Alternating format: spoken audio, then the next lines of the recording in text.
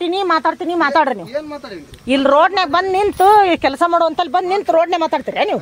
ರೋಡ್ನಾಗ ಅಲ್ರಿ, ನೀವು ಕಸ್ಟಮರ್ ನಮ್ಮ ಮನೆಗೆ ಹೋಯ್ತು, ನೀವು ಇರ್ಲಿಲ್ಲ.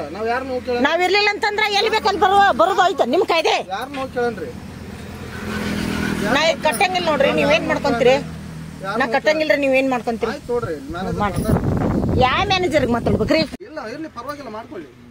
ಮಾಡ್ತೀನಿ ಹೇಳ್ರಿ, ವಿಡಿಯೋ ಮಾಡಿ ಹೇಳ್ಬೇಕು. ಎಲ್ಲಿ ಹೇಳ್ಬೇಕು ಅಲ್ಲೇ ಹೇಳ್ತೀನಿ. 2700 ರೂಪಾಯಿ ನಿಮ್ ಕಂತಿನ ಅಮೌಂಟ್ ಕಟ್ಕೊಳಕ್ಕೆ ನಾವು ಓದ್ಸರನ. ಹೌದ್ರಿ, ಏನ್ ಮಾಡ್ಬೇಕು? 2 ತಿಂಗಳ ದುಡಿಕಿಲ್ಲ, ಏನಿಲ್ಲ. ಏನ್ ಮಾಡೋಣ್ರಿ? ನಮಸ್ಕಾರ ಸ್ನೇಹಿತರೆ, ನಾನು ನಿಮ್ಮ ಹರೀಶ್. ಪ್ರಾರಂಭದಲ್ಲಿ ತಾವು ಒಂದು ವಿಡಿಯೋವನ್ನ ನೋಡಿದ್ರಿ. ಆ ವಿಡಿಯೋ ನಡೆದಿರುವಂತದ್ದು ಎಲ್ಲಿ, ಯಾವ ತಾಲೂಕಲ್ಲಿ, ಯಾವ ಸಂಘದ ಅನ್ನೋದೆಲ್ಲ ಕೂಡ ನಾನು ಪೂರ್ತಿಯಾಗಿ ಹೇಳ್ತೀನಿ. ಜೊತೆಗೆ ಆ ವಿಡಿಯೋ ಕಳಿಸಿದವರು ನಾವು ಕೆಲಸ ಮಾಡೋ ಜಾಗ ಹುಡ್ಕೊಂಡು ಬಂದಿದ್ದಾರೆ ಸರ್, ನಾವು ಯಾರಿಗೆ ದುಡ್ಡು ಕೊಡಬೇಕು ಅಂತ ಹೇಳಿ ಕೂಡ ನನಗೆ ಮೆಸೇಜ್ ಮಾಡಿದ್ರು. ಅದ್ರ ಬಗ್ಗೆ ಕೂಡ ನಾನು ಇದೇ ವಿಡಿಯೋದಲ್ಲೇ ಮಾತಾಡ್ತೀನಿ. ಹಾಗಾಗಿ ತಾವು ಇಂಥ ಮೈಕ್ರೋ ಫೈನಾನ್ಸ್ ಸಂಬಂಧಪಟ್ಟಂತ ನಿರಂತರವಾಗಿ ವಿಡಿಯೋಗಳನ್ನು ಮಾಡ್ತಾ ಇದ್ದೀನಿ. ನೀವು ಮಾಡುವಂತ ಎಲ್ಲಾ ಕಾಲ್ಗಳನ್ನು ಕೂಡ ನಾನು ಅಟೆಂಡ್ ಮಾಡಿ ಒಂದಷ್ಟು ಜನಕ್ಕೆ ಧೈರ್ಯ ತುಂಬುವಂತ ಕೆಲಸವನ್ನು ಕೂಡ ಮಾಡ್ತಾ ಇದ್ದೀನಿ. ನಮ್ಮ ಚಾನೆಲ್ ಅನ್ನ ನೀವು ಸಬ್ಸ್ಕ್ರೈಬ್ ಮಾಡಿ. ನಾನು ಈ ತರ ವಿಡಿಯೋಗಳು ಹಾಕಿ ಯಾವ ಜಿಲ್ಲೆ ಯಾವ ತಾಲೂಕು ಮಾಡ್ತೀನೋ ಅದನ್ನೆಲ್ಲರಿಗೂ ಕೂಡ ಹೆಚ್ಚು ಶೇರ್ ಮಾಡಿದಾಗ ಆ ಸಂಘದವರು ನಿಮ್ಮ ಮನೆ ಬಳಿ ಬಂದು ನಿಮಗೆ ಕಿರುಕುಳ ಕೊಡುವಂತದ್ದು ಕಮ್ಮಿ ಮಾಡ್ತಾರೆ. ಹಾಗಾಗಿ ನೀವೆಲ್ಲ ಶೇರ್ ಮಾಡಿ, ಲೈಕ್ ಮಾಡಿ, ನಮ್ಮ ಚಾನೆಲ್ ಅನ್ನ ಹೆಚ್ಚು ಸಬ್ಸ್ಕ್ರೈಬ್ ಮಾಡ್ಕೊಳ್ಳಿ ಅಂತ ಹೇಳ್ತಾ ಬನ್ನಿ ಇವತ್ತಿನ ವಿಡಿಯೋನ ಪ್ರಾರಂಭ ಮಾಡೋಣ. ಈಗ ನಾನು ಪ್ರಾರಂಭದಲ್ಲಿ ಹಾಕಿರುವಂತಹ ವಿಡಿಯೋ ನೋಡಿದ್ರಲ್ಲ, ಅದು ನಡೆಯುವಂತದ್ದು ಗದಗ ಜಿಲ್ಲೆಯ ಮುಂಡರಗಿ ತಾಲೂಕಿನಲ್ಲಿ. ಅಲ್ಲಿ ಒಬ್ಬ ಮಹಿಳೆ ನವಚೇತನ ಸಂಘದಲ್ಲಿ ಸಾಲವನ್ನ ಪಡ್ಕೊಂಡು ರಸ್ತೆ ಬದಿ ತಳ್ಳೋ ಗಾಡಿಯಲ್ಲಿ ತಿಂಡಿಯನ್ನ ಇಟ್ಕೊಂಡು ವ್ಯಾಪಾರ ಮಾಡ್ತಾ ಇರುವಂತದ್ದು. ಅಲ್ಲಿ ಮಾತಾಡ್ತಾ ಇರುವಂತ ಆ ಸಂಘದ ಏಜೆಂಟ್ ಏನಿದ್ದಾರೆ, ನವಚೇತನ ಸಂಘದ ಏಜೆಂಟ್, ನಾನು ಮನೆ ಬಳಿ ಹೋಗಿದ್ದೆ, ನೀವು ಅಲ್ಲಿರ್ಲಿಲ್ಲ, ಹಾಗಾಗಿ ನೀವು ಇರೋ ಜಾಗಕ್ಕೆ ಹುಡ್ಕೊಂಡು ಬಂದೆ ಅಂತೇಳಿ. ಆದ್ರೆ ತಾವಲ್ಲಿ ಇಲ್ಲೊಂದನ್ನು ಗಮನಿಸಬೇಕು. ಕರ್ನಾಟಕ ಸರ್ಕಾರ ಮೈಕ್ರೋ ಫೈನಾನ್ಸ್ ಕಿರುಕುಳಕ್ಕೆ ಕಡಿವಾಣ ಹಾಕುವಂತ ಸುಗ್ರೀವಾಜ್ಞೆಯನ್ನು ಜಾರಿಗೆ ತಂದಿದ್ದೆ ನೀವು ಕೆಲಸ ಮಾಡ್ತಿರುವಂತ ಜಾಗಕ್ಕೆ ಬಂದು ಅವರು ನಿಮ್ಮನ್ನು ದುಡ್ಡು ಕೇಳಬಾರದು, ಹಾಗೆ ನಿಮಗೆ ಕಿರುಕುಳ ಕೊಡಬಾರದು, ಜೊತೆಗೆ 4-6 ಜನ ಇದ್ದಾಗ ನಿಮ್ಮನ್ನ ಒತ್ತಾಯಿಸಿ ದುಡ್ಡನ್ನು ಕೇಳುವಂತ ಕೆಲಸ ಮಾಡಬಾರದು ಅಂತೇಳಿ ಈ ಒಂದು ಸುಗ್ರೀವಾಜ್ಞೆ ಜಾರಿಗೆ ಬಂದಿರುವಂತದ್ದು. ಆದರೆ ಈ ಮೈಕ್ರೋ ಫೈನಾನ್ಸ್ ಏಜೆಂಟ್ಗಳು ಅದನ್ನು ಉಲ್ಲಂಘನೆ ಮಾಡಿ ನೀವಿದ್ದ ಕಡೆನೆ ಬಂದು ಕೇಳ್ತಾ ಇದ್ದಾರೆ ಅಂತಂದ್ರೆ ಅಲ್ಲಿಗೆ ಇದನ್ನು ನೀವು ಪ್ರಶ್ನೆ ಮಾಡಬೇಕಾಗಿದೆ. ನೀವು ಇವ್ರ ವಿರುದ್ಧ ದೂರು ಕೂಡ ಕೊಡಬಹುದಾಗಿದೆ. ಯಾಕೆಂತಂದ್ರೆ ಇವತ್ತು ಅವರು ಆ ರಸ್ತೆ ಬದಿಯಲ್ಲಿ ಆ ಫುಟ್ಪಾತ್ ಅಲ್ಲಿ ಏನೋ ಆ ಚಿಕ್ಕದಾಗಿ ತಳ್ಳೋ ಗಾಡಿಯಲ್ಲಿ ಓಟ್ಲಿಟ್ಕೊಂಡು ವ್ಯಾಪಾರ ಮಾಡ್ತಾ ಇರ್ತಾರೆ. ಅಲ್ಲಿ ಒಂದಷ್ಟು ಜನ ಇದ್ದೇ ಇರ್ತಾರೆ. ಅಷ್ಟು ಜನರ ಮುಂದೆ ಇವರು ಅವರ ಬಗ್ಗೆ ಅವಾಚ್ಯವಾಗಿ ನಿಂದಿಸುವಂತದ್ದು, ಇಲ್ಲ ನೀವು ಕಟ್ಲೇಬೇಕ್ರಿ, ನೀವು ಇಷ್ಟು ಲೋನ್ ತಗೊಂಡಿದ್ರೆ ಕೊಡಿ ಅಂತಂದಾಗ ಅಷ್ಟು ಜನರ ಮುಂದೆ ಇವ್ರಿಗೆ ಎಷ್ಟು ಅವಮಾನ ಆಗುತ್ತೆ, ಜೊತೆಗೆ ಇವ್ರ ಬಗ್ಗೆ ಎಷ್ಟು ಅಪಪ್ರಚಾರ ಮಾಡ್ದಂಗಾಗತ್ತೆ. ಇದನ್ನೆಲ್ಲ ಕೂಡ ಆ ಮೈಕ್ರೋ ಫೈನಾನ್ಸ್ ಏಜೆಂಟ್ಗಳು ಅದನ್ನೆಲ್ಲ ಕೂಡ ಮರೆತು ಅವ್ರು ಈ ತರ ಅವರ ಜೊತೆಗೆ ಅಸಭ್ಯವಾಗಿ ನಡ್ಕೊಳ್ಳುವಂತ ಕೆಲಸವನ್ನ ಮಾಡ್ತಾ ಇದ್ದಾರೆ. ಹಾಗಾಗಿ ತಾವೇನ್ ಮಾಡ್ಬೇಕಂತಂದ್ರೆ, ಈಗ ಈ ಮಹಿಳೆಯವರು ಯಾರು ಈ ವಿಡಿಯೋನ ತಗೊಂಡಿದ್ದಾರೋ ಇದನ್ನ ನೀವು ನೇರವಾಗಿ ನಿಮ್ಮ ಹತ್ರದ ಪೊಲೀಸ್ ಸ್ಟೇಷನ್ಗೆ, ಅಂದ್ರೆ ನಿಮ್ಮ ಮುಂಡರಿಗೆ ಪೊಲೀಸ್ ಸ್ಟೇಷನ್ ಯಾವುದು ಹತ್ರ ಸಿಗುತ್ತೋ ಅವರಿಗೆ ನೀವು ಒಂದು ರೈಟಿಂಗ್ ಅಲ್ಲಿ ಇವ್ರ ವಿರುದ್ಧ ದೂರನ್ನ ಕೊಡಬಹುದು. ಅಂದ್ರೆ ನಾವು ಕೆಲಸ ಮಾಡ್ತಿರೋ ಜಾಗಕ್ಕೆ ಬಂದು ನಮಗೆ ಕಿರುಕುಳ ಕೊಡ್ತಾ ಇದಾರೆ, ಇಲ್ಲ ನಮ್ಮ ವ್ಯಾಪಾರ ವಹಿವಾಟು ನಡೆಸಲಿಕ್ಕೆ ನಮಗೆ ತೊಂದರೆ ಆಗ್ತಾ ಇದೆ, ಒಂದಷ್ಟು ಸಮಯಾವಕಾಶ ಕೇಳಿದ್ರೆ ಅವರು ಕೊಡ್ತಾ ಇಲ್ಲ ಅಂತೇಳಿ ಒಂದು ದೂರು ಕೊಡಬಹುದು.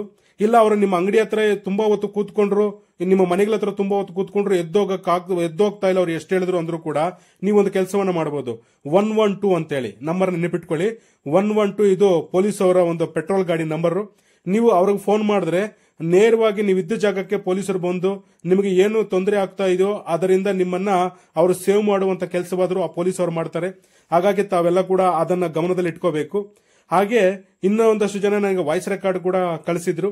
ಏನಂತಂದ್ರೆ ನಮ್ಮ ಆಧಾರ್ ಕಾರ್ಡು ಬ್ಲಾಕ್ ಮಾಡ್ತಾ ಇದಾರೆ ಸರ್, ಬ್ಲಾಕ್ ಮಾಡ್ತೀವಿ ಅಂತಿದ್ದಾರೆ, ಆಧಾರ್ ಕಾರ್ಡ್ ಬ್ಲಾಕ್ ಆದ್ರೆ ನಮಗೆ ತೊಂದರೆ ಆಗುತ್ತಾ ಅಂತ ಹೇಳಿ.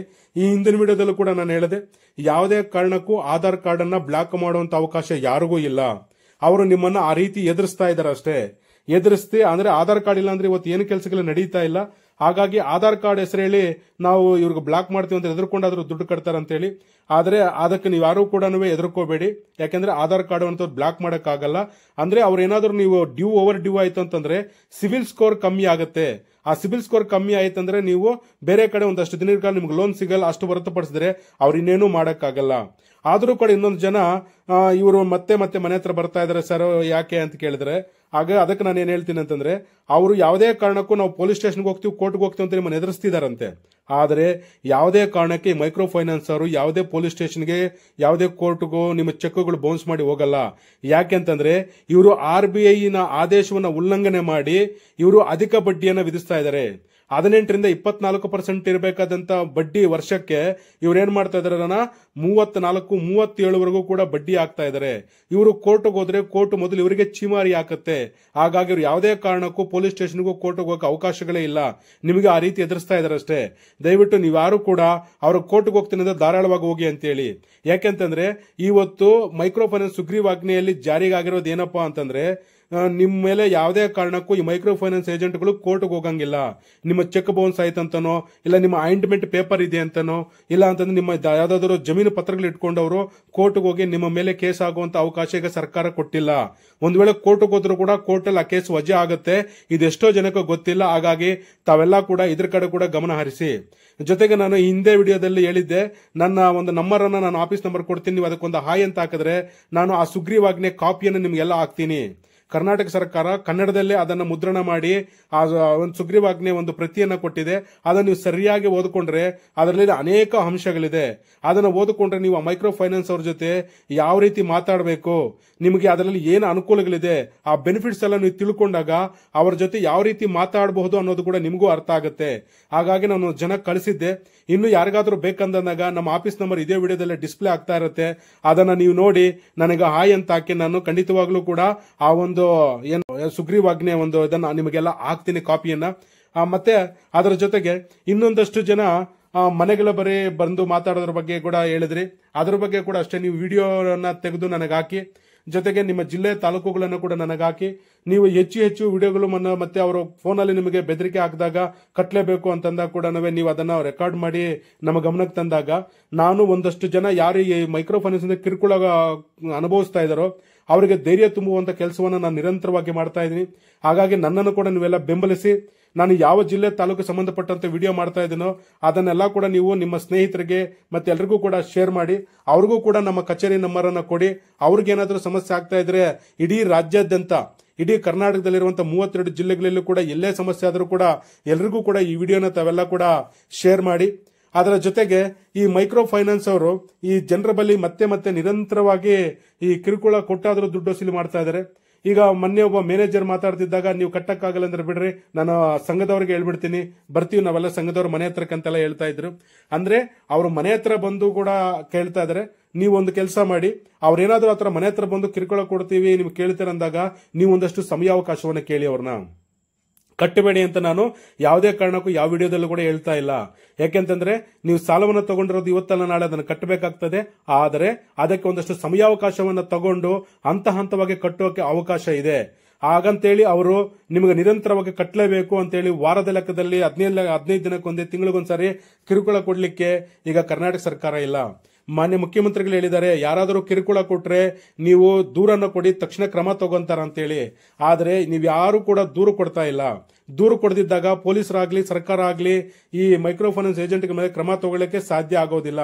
ಹಾಗಾಗಿ ತಾವೆಲ್ಲ ಕೂಡ ಆದಷ್ಟು ಯಾರು ನಿಮಗೆ ಕಿರುಕುಳ ಕೊಡ್ತಾರೋ ಅವರ ವಿಡಿಯೋಗಳು, ಕಾಲ್ ರೆಕಾರ್ಡಿಂಗ್, ಒಂದಷ್ಟು ಫೋಟೋಗಳನ್ನು ತಗೊಂಡು ದಾಖಲಾತಿಯಾಗಿ ತಗೊಂಡು, ನೋಡಿ ಸರ್ ಇಷ್ಟೊತ್ತು ಸಮಯದಲ್ಲಿ ಇಷ್ಟೊತ್ತಿಗೆ ನಮ್ಮ ಮನೆ ಹತ್ರ ಬಂದು ಇಷ್ಟೊತ್ತು ಕೂತಿದ್ರು ಅಂದ್ರೆ, ಕೆಲವರು ಬೆಳಗ್ಗೆ ಬಂದು ಸಂಜೆವರೆಗೂ ಹೋಗಲ್ಲ ಅಂತ ಕೂಡ ನನಗೆ ಫೋನಲ್ಲಿ ಮಾತಾಡುವಾಗ ಹೇಳಿದ್ರಿ. ಈ ದಾವಣಗೆರೆಯಿಂದನೇ ಹೆಚ್ಚು ಕಾಲಗಳು ನನಗೆ ಬಂದಿದ್ದು. ಹಂಗಾಗಿ ಅವ್ರು ಹೇಳಿದ್ರು ಈ ತರ ಎದ್ದೋಗ್ತಾ ಇಲ್ಲ ಅಂತ. ನಾನು ಹೇಳಿದ್ದೀನಿ, ಈ ಸಾರಿ ಬಂದು ತುಂಬಾ ಹೊತ್ತು ಕೂತ್ಕೊಂಡ್ರೆ ಅದನ್ನ ವಿಡಿಯೋ ಮಾಡಿ ನನಗೆ ಕಳಿಸಿ ಅಂತೇಳಿ. ನೀವು ಕೂಡ ಅಷ್ಟೇ, ನಿಮ್ಗೆ ಏನಾದ್ರೂ ಕಿರುಕುಳ ಅನಿಸ್ತಾ ಇದೆ ಅಂತಂದಾಗ ದಯವಿಟ್ಟು ಯಾರು ಕೂಡ ನೀವು ದುಡುಕಿನ ನಿರ್ಧಾರ ತಗೋಬೇಡಿ.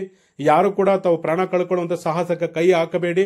ಎಷ್ಟೇ ಅವರು ತೊಂದರೆ ಕೊಟ್ಟರು ಕೂಡ ಎದುರಿಸಿ ನಿಂತುಕೊಳ್ಳುವಂತದ್ದಾಗಬೇಕು.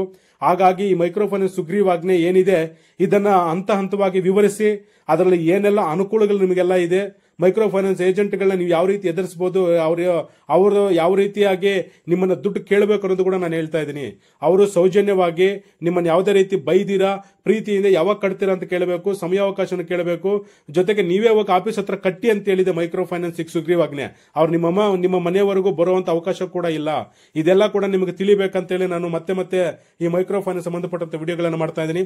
ಹಾಗಾಗಿ ದಯವಿಟ್ಟು ನಾನು ಇನ್ನೊಂದಷ್ಟು ಒಳ್ಳೆ ಒಳ್ಳೆ ವಿಡಿಯೋಗಳೆಲ್ಲ ನಿಮ್ಮ ಪರವಾಗಿ ನಾನು ಮಾಡಬೇಕಂದ್ರೆ ಹೆಚ್ಚು ಹೆಚ್ಚು ಸಬ್ಸ್ಕ್ರೈಬರ್ಸು ಮತ್ತೆ ಲೈಕ್ ಶೇರ್ಗಳು ನೀವು ಮಾಡಿದಾಗ ನಾನು ಇನ್ನೊಂದಷ್ಟು ಮಾಡಕ್ಕೆ ಅನುಕೂಲ ಆಗುತ್ತೆ ಅಂತ ಹೇಳ್ತಾ ಇಷ್ಟೊತ್ತು ವಿಡಿಯೋ ನೋಡಿದ್ದಕ್ಕಾಗಿ ತಮಗೆಲ್ಲ ಕೂಡ ಧನ್ಯವಾದಗಳು. ಎಲ್ರಿಗೂ ಶುಭವಾಗಲಿ.